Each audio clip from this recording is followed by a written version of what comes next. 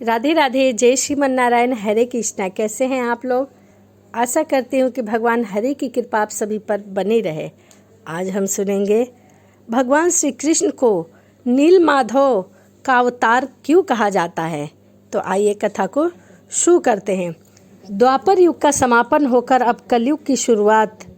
कुछ वर्ष बीत चुके थे। निषाद राजा विश्वासु का जन्म सबर कुल में हुआ था। वह उत्कल राज्य में एक आदिवासी कबीले के सरदार हुआ करते थे।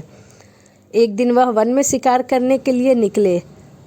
विश्वासु देर रात तक भी वापस घर नहीं लौटे। किसी अनहोनी की आशंका से उनकी पत्नी, बेटा और कबीले के बाकी साथी कांपने लगे।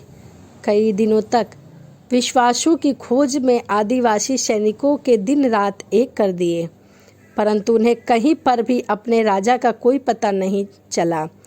थक हार कर उदास मन से विश्वासु की कुशलता की कामना कर प्रार्थना करने लगे।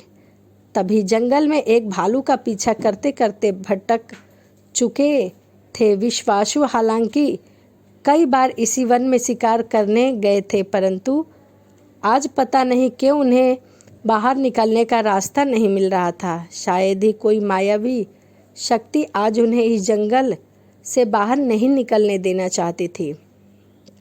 अंत में बहुत कोशिश करने के बाद हर थाक कर एक पेड़ के नीचे विश्राम करने के लिए बैठ गए। कुछ देर के बाद उसी पेड़ से थोड़ी ही दूरी पर स्थित एक गुफा के अंदर से एक चमकती हुई कोई चीज विश्वासु का ध्यान अपनी ओर आकर्षित करती गई।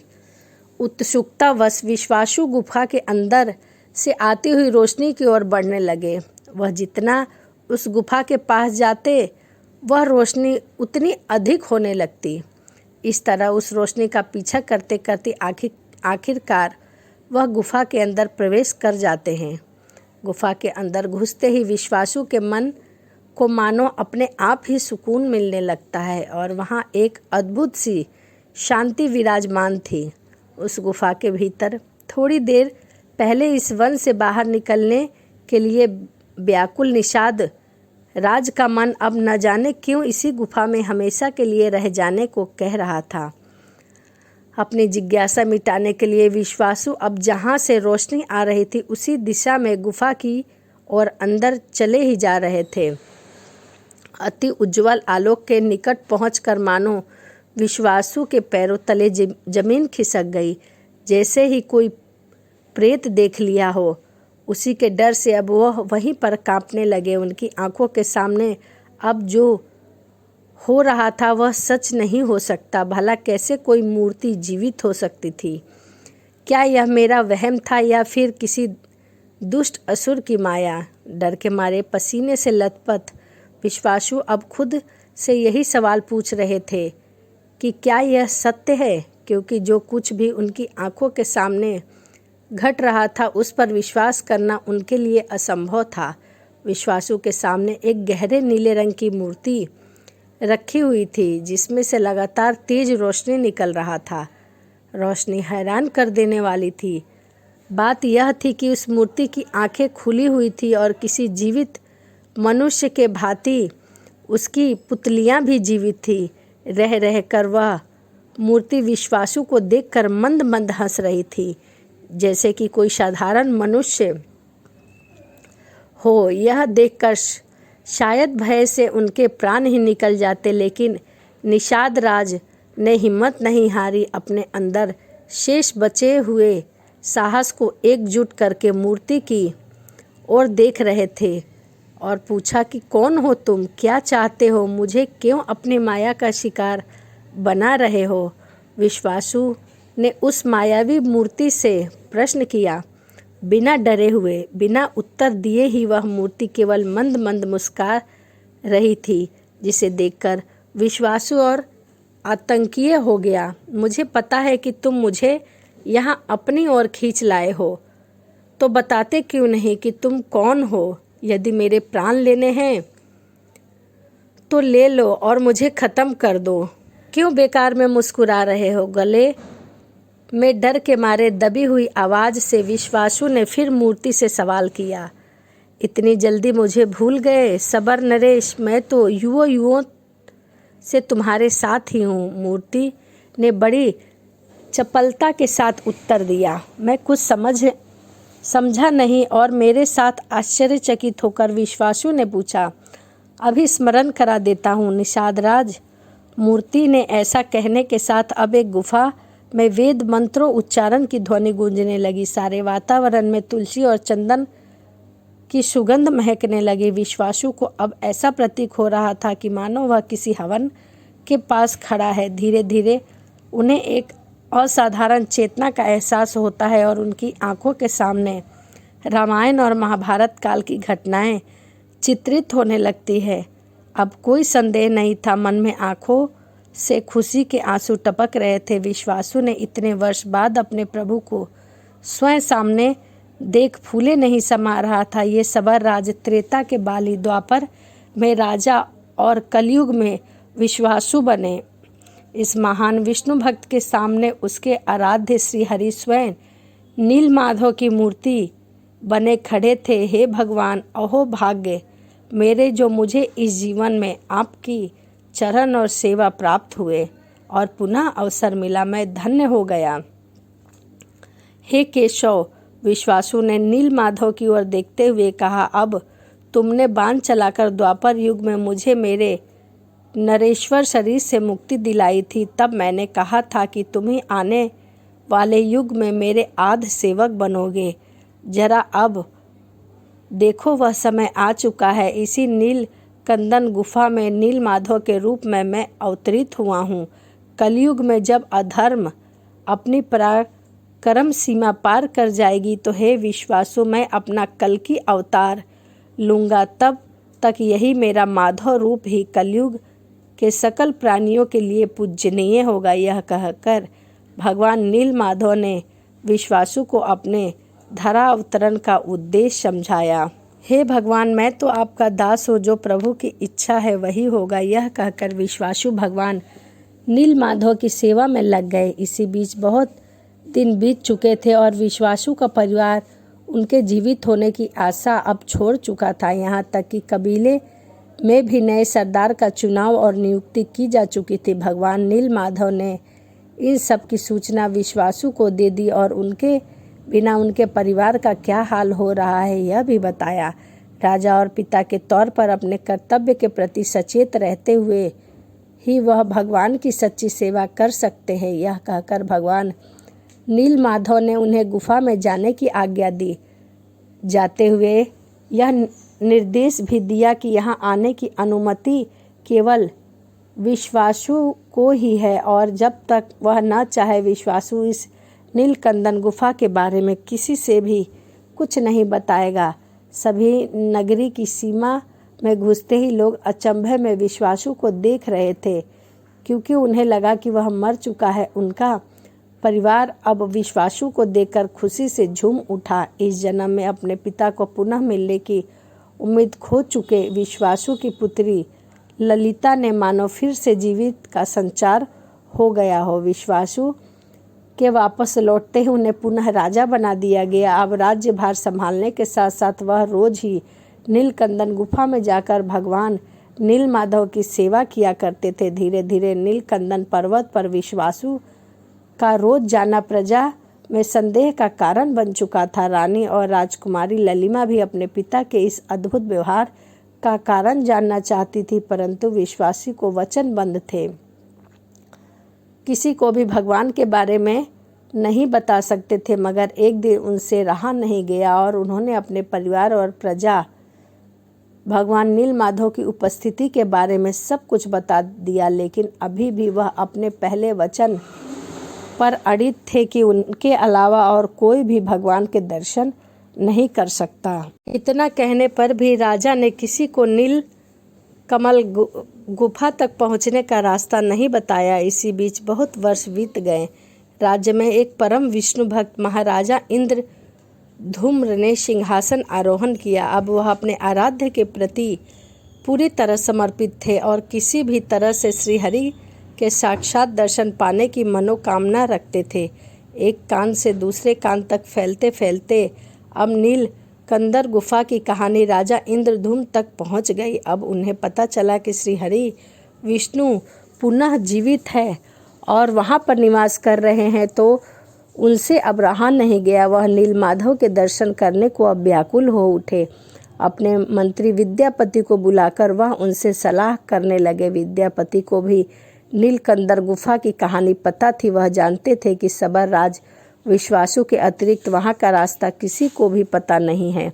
वहाँ पर किसी और का प्रवेश भी वर्जित है। ऐसे में नीलकंदर तक पहुँचना असंभव था। अतः उन्होंने इंद्रधूम को इस इच्छा का त्याग करने का परामर्श दिया, परंतु इंद्रधूम नहीं माने। उनकी जिद के सामने विद्यापति को हार माननी पड़ी। अतः विद्यापति ने राजा से उन्हें पहले भेजने के लिए कहा, ताकि वह गुफा की खोज कर वापस आ सके और फिर राजा को दर्शन करवा सके। इंद्रधूम को यह सुझाव बहुत पसंद आया और उन्होंने तुरंत ही विद्यापति को उत्कल राज्य भेज दिया। उत्कल देश में पहुंचकर विद्यापति विश्वासु की नगरी की ओर जाने लगे। वह बस सबर नगरी पहुंचने ही वाले थे कि उन्हें अकेला पाकर लुटेरों ने उन पर आक्रमण कर दिया। विद्यापति का एक शूरवीर था, तलवार चलाने में निपुण योद्धा थे, परंतु संख्या बल के आगे उन्होंने अपनी हार मान ली। लुटेरों के सामने सारा धन, अस्त्र शस्त्र, आभूषण, उनके अश्व को भी लूट लिया। अब उन्हें बुरी तरह से आहत का रास्ते में ही छोड़ दिया। शायद उनकी मृत्यु का समय निकट आ पहुंचा था। यह सोचकर विद्यापति बेहोश हो जाते हैं। उनकी नींद अगले दिन किसी कुटिया में खुलती है। अवश्य भगवान नीलमाधव की कृपा है आप पर, जो मैं यहाँ ठीक समय पर पहुँच गया, अन्यथा न जाने क्या हो जाता। किसी स्त्री की सुर मधुर आवाज़ थी, अब विद्यापति के कानों को तृप्त कर रही थी। कौन हो आप और मैं यहाँ कैसे आया हूँ? दर्द से भरे सिर को पकड़े हुए विद्यापति ने पूछा। मैं ललिता हूँ, सबर राज विश्वासु की पुत्री। कल आप अचेत अवस्था में मुझे नगर के बाहर मिले थे। पूरी रात वैद्यों ने आपका उपचार किया है, तभी आप जीवन बच पाया है। अभी आप हमारे निवास में है, चिंता मत करें, आपके प्राण पूरी तरह से अब सुरक्षित है। अपना परिचय देते हुए ललिता ने कहा, जिस वस्तु को खोजते खोजते वह यहाँ तक आया था, अब वह निश्चय ही उसे मिल जाएगा, ऐसा अब विद्यापति को लगने लगा था। विश्वासु की पुत्री द्वारा ही उनको बचाया जाना अवश्य विधि निर्देशित था, अन्यथा ललिता का वहाँ पर होना केवल एक संयोग नहीं हो सकता है। उन्होंने मन ही मन नीलमाधव के लिए अपने हाथ जोड़ दिए। अब ललिता की सेवा से धीरे धीरे विद्यापति ठीक होने लगा। इसी बीच दोनों एक दूसरे से प्रेम में पड़ जाते हैं और विवाह करने का निर्णय कर लेते हैं। विश्वासु भी ललिता से प्रेम स्वीकृत दे देती है और दोनों विवाह कर लेते हैं। विवाह के पश्चात विद्यापति की सबर नगरी में ही रहने लगती है और हर दिन नीलकंद पहुंचने के रास्ते खोजने लगते हैं। कई बार तो वह छुप छुप के विश्वासु का पीछा भी करते हैं, परंतु वन में थोड़ी दूर जाते ही विश्वासु मानो अदृश्य हो जाते थे। अंत में विद्यापति को भली भांति समझ में आ गया कि विश्वासु की सहायता के बिना नीलमाधव के दर्शन करना असंभव है। विश्वासु को मनाना आसान नहीं था। यह सोचकर उन्होंने अपनी प्रियतमा पत्नी ललिता की सहायता मांगी। विद्यापति को यह आशा थी कि ललिता खुद अपने पिता से विद्यापति के लिए प्रार्थना करेगी तो शायद वह मान जाए। पहले तो ललिता ने अपने पति की इस इच्छा को अनुचित समझा, लेकिन विद्यापति का नीलमाधव को देखने की जिद के आगे उन्होंने हार मान ली और अपने पिता से विद्यापति की इच्छा की पेश की। यद्यपि भगवान की आज्ञा की अवहेलना करना उन्हें गंवारा नहीं था, लेकिन विश्वासु की पुत्री मोह के सामने एक बार के लिए दुर्बल पड़ गई। ठीक है, मैं तुम्हें एक बार के लिए भगवान नीलमाधव के दर्शन करवा सकता हूँ, लेकिन मेरी एक शर्त है। शर्त के अनुसार तुम्हें पूरे रास्ते अपनी आंखों पर पट्टी बांध कर ही चलना होगा और मेरे कहने से ही तुम अपनी आंखों की पट्टी उतारोगे। विश्वासु अवश्य नीलकंदर की अवस्थिति गुफा गुप्त रखना चाहता है। यह समझकर विद्यापति ने उसकी शर्त पर हाँ भर दी। अगले दिन सूर्य उदय से पहले ही दोनों नीलकंदर की ओर निकल पड़े। क्योंकि आंखों पर पट्टी बंधी होने के कारण वह रास्ता नहीं देख सकता था, इसीलिए विद्यापति ने अपने साथ एक थैली में थोड़े से सरसों के बीज ले लिए थे। उन्हीं बीज को वह विश्वासु की नज़रों से बचते बचाते पूरे रास्ते पर बिछाते हुए चला गया। जैसे जैसे नीलकंदर निकट आ रहा था, आंखों पर पट्टी बंधी होने के कारण कुछ भी नहीं दिखाई पड़ रहा था। विद्यापति को इसका एहसास हो रहा था कि न जाने अब कहाँ से एक अलौकिक शांति उसके हृदय को खोद रही थी। अब आंखों पर से पट्टी उतारी तो नीलमाधव के सामने उपस्थिति होकर विद्यापति को भी वैसा ही एहसास हो रहा था जैसे पहली बार विश्वासु को हुआ था। पूरी तरह से सचेत एक जीवित मूर्ति को देखकर अचंभे में थे। भगवान के उद्देश्य विद्यापति के हाथ जोड़कर प्रणाम किया और श्री हरि के इस अत्यंत निराले रूप को देखकर वह भी भक्ति में गदगद हो उठे। विश्वासु ने अपनी पूजा समाप्त करने के बाद वैसे ही आंखों पर पट्टी बांध करके अपने दामाद को नीलकंदर से वापस ले आए। वापस आते ही अपने राजा इंद्रधूम्त को नीलमाधव को देखने की कहानी बताने के लिए विद्यापति व्याकुल हो गए। अतः उन्होंने ललिता से विदा लेकर कुछ दिनों के लिए अपने राज्य जाने की इच्छा व्यक्त की। उन्होंने विश्वासु को गोपनीय का वचन दिया था, परंतु न चाहते हुए भी उन्होंने अपने वचन को तोड़ना पड़ा। इस बात से विद्यापति थोड़े दुखी भी हुए थे और अवंती राज पहुंचकर विद्यापति ने इंद्रधूम को सारा वृत्तांत सुनाया। खुशी के मारे उत्साहित राजा अब एक क्षण की भी देरी नहीं करना चाहते थे। उन्होंने अपने सैनिकों को तुरंत बुलाकर नीलकंदर की ओर जाने के लिए कहा। विद्यापति के साथ घोड़े, हाथी, राजा और वन के निकट पहुँचे। भीतर नीलमाधव का निवास था। उस मार्ग पर विद्यापति ने सरसों के बीज बिछा रखे थे जिससे वह आसानी से जा सकता था। उसी समय रोज की तरह पूजा करने के लिए विश्वासु भी वहां आ पहुंचा। राजा और अन्य पार्षदों के साथ विद्यापति को गुफा के अंदर देखकर उसकी पूरी घटना का अंदाजा लगा लिया। अब वह भी राजा की भांति भगवान नीलमाधव के चले जाने से अत्यंत दुखी हो रहा था। उस समय एक घोर गर्जना के साथ आकाशवाणी हुई कि मेरे आने और जाने का समय मैं स्वयं तय करता हूँ। नीलकंदर ने मेरा प्रकट होना तथा अदृश्य हो जाना निर्धारित किया है। विश्वासु इंद्रधूम, तुम अपने राज्य लौट जाओ। उचित समय आने पर मैं स्वयं तुम्हें सूचित करूँगा। यह आकाशवाणी सुनने के पश्चात अब किसी के भी मन में कोई संदेह नहीं रहा। राजा इंद्रधूम के साथ अवंती प्रदेश लौट गए। विद्यापति ललिता को भी अपने साथ ले गया। वहीं अपनी बेटी और दामाद को विदा करने के बाद विश्वासु अपने राज्य काल में लग गया और श्री हरि विष्णु की आज्ञाता के अनुसार अपने अपने राज्य में लौटकर उसकी प्रतीक्षा करने लगे। तो यह नीलमाधव की कथा थी। तो चलिए इसी के साथ वीडियो को समाप्त करते हैं और मिलते हैं अगली वीडियो में। राधे राधे, जय श्रीमन नारायण, हरे कृष्णा।